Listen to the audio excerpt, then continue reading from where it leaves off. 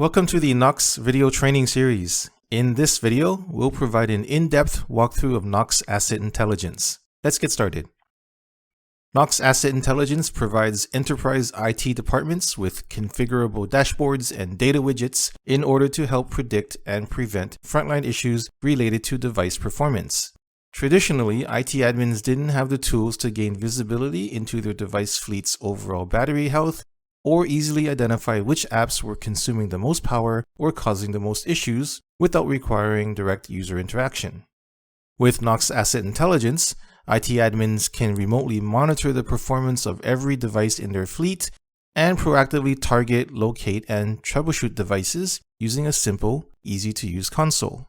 Before you begin, you will need an account at samsungknox.com, access to the Knox Asset Intelligence console and a valid license, and one or more devices in your account. If you purchased your devices through a Samsung approved reseller, make sure you've given them your customer ID so they can upload the devices to your account directly. When you first launch Knox Asset Intelligence, you'll land on the main dashboard page. Here you'll find key performance metrics for your fleet grouped into one or more data widgets. IT admins can define which widgets get shown by default on the main dashboard page. If you just want to see metrics related to network, apps, or battery performance, focused dashboards can be found in the left navigation menu. The settings option lets you select and configure the data widgets that appear in your dashboards. Let's click settings to take a look at some of these customization options. The Data Conditions tab is where you can specify when and how often performance data is collected from your devices. Defining a work shift configuration lets you limit data collection to either a certain time and day of the week or to when your devices are in Wi-Fi coverage or using certain apps. For more granular control, the Data Upload section lets you define how often data gets collected for certain features. Moving to the Customize tab, here is where you'll select which data widgets appear in your main dashboard. Simply use the checkbox to select the widgets you want to display. In the Thresholds tab, you can define when and how often email alerts get sent whenever an event occurs.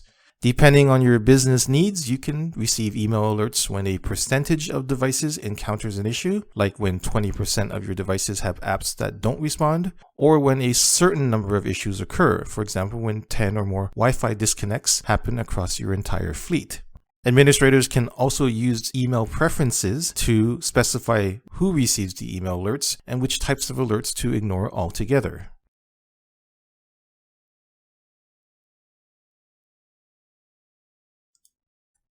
The SSID Allow List tab lets you specify whether events should be collected for all devices or only a select few up to a maximum of 10. And finally, in the Managed Apps tab, you can define which apps you want to filter out when viewing data insights. Once you're done with your settings, click Save to return to the main dashboard page. Back on the main page, you can create device groups to use as filters for whenever you want to view data insights. For example, rather than view events for every single device in your fleet, you might want to only see events for your kiosk devices. We can create a group by clicking Group Devices next to Settings, then uploading a CSV file listing all of the devices within this group.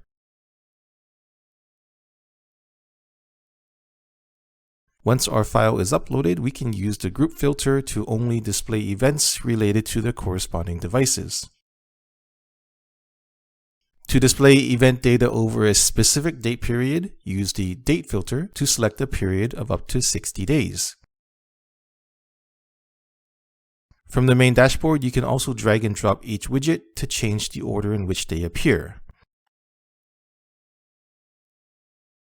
Now that we've learned how to customize our main dashboard, let's explore a couple of widgets in more detail.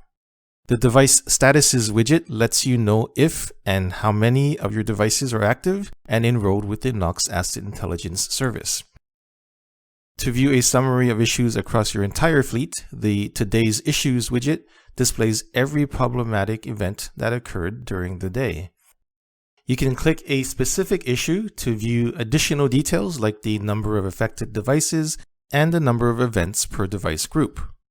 As previously mentioned, Knox Asset Intelligence provides focused dashboards for network, apps, and battery performance data respectively. Let's now take a closer look at each of these dashboards.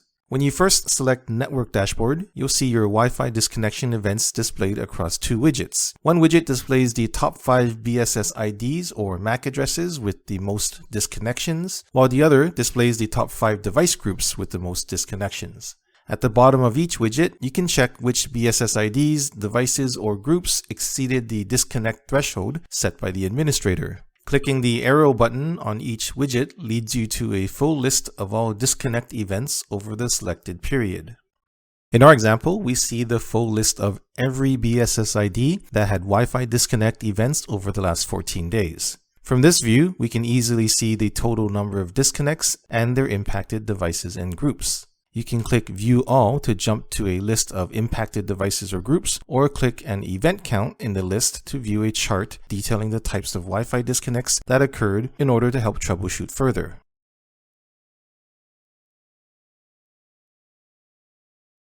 Let's move over to the Apps dashboard. Here you have several widgets to help track your fleet's work profile app usage and performance. The total app usage, foreground app usage, and background app usage widgets show the combined running times in hours of the 5 most commonly used apps on your devices. At the bottom of each of these widgets, the most commonly used app is highlighted, along with its average runtime across all devices.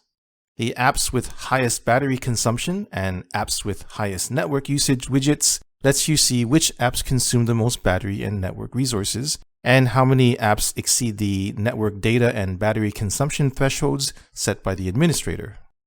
The App Type widget lets you see the total number of managed and unmanaged apps running on your devices, and what percentage of the total app usage comes from your managed apps.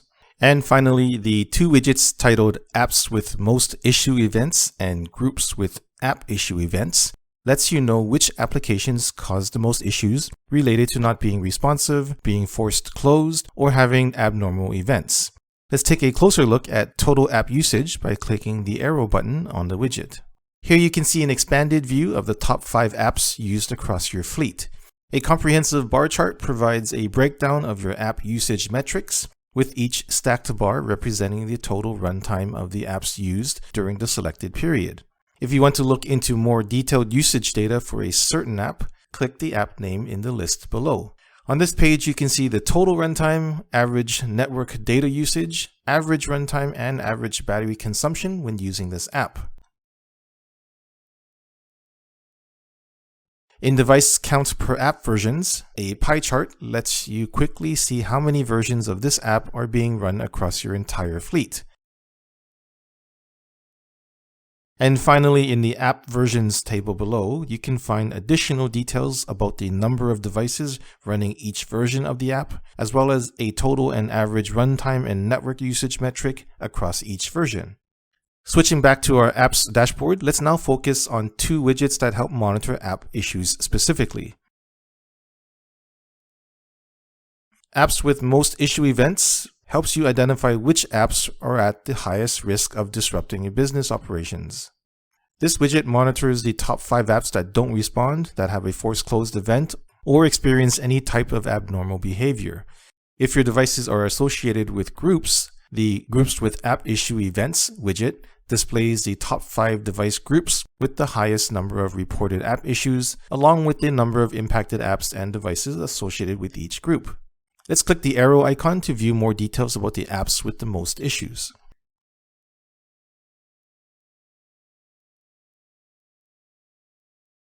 The ANR, or Apps Not Responding Events column, displays the number of times an app was not responsive, and the Forced Closed Events column lets you know how many times an app unexpectedly shut down.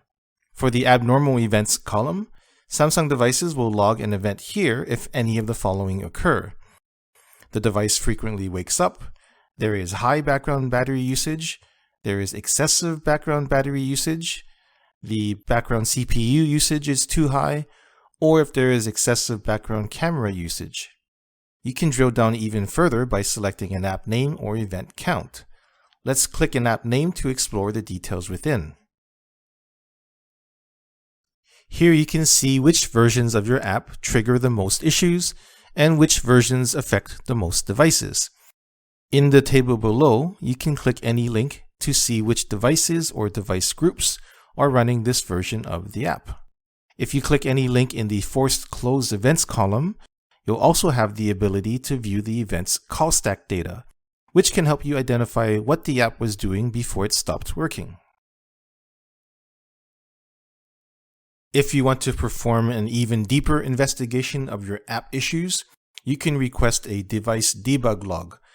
To do this, go to the Devices page and select the device, then go to Actions and select Request Device Debug Log, then click Confirm.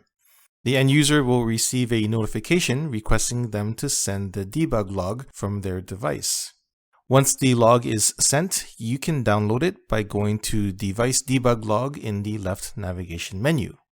Shifting focus to the battery dashboard, this is where you'll find a number of widgets providing important insights into your fleet's overall battery health. Like with other widgets, you can click the arrow icon on each of these widgets for a more detailed drill down, and you can see which devices or groups have exceeded any thresholds set by the administrator. Let's explore a couple of these battery-related widgets in a bit more detail. The battery status widget allows you to identify how many devices are in a low battery, charging, consuming, and fully charged state. The battery state of health widget groups all of your devices into 3 categories: good, normal, and bad. These states represent the overall health of each device's battery and how much of its original charge each battery can hold.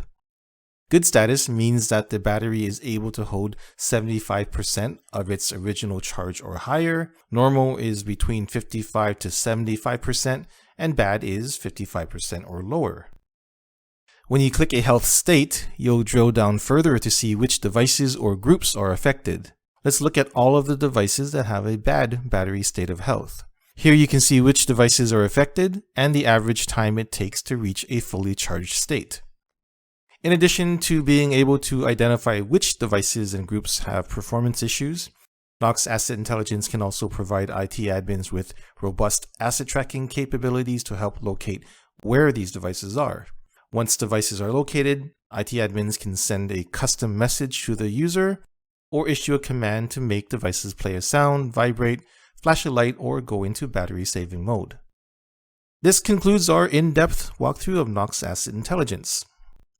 For more information on anything related to Knox Asset Intelligence, please visit docs.samsungknox.com. Thanks for watching.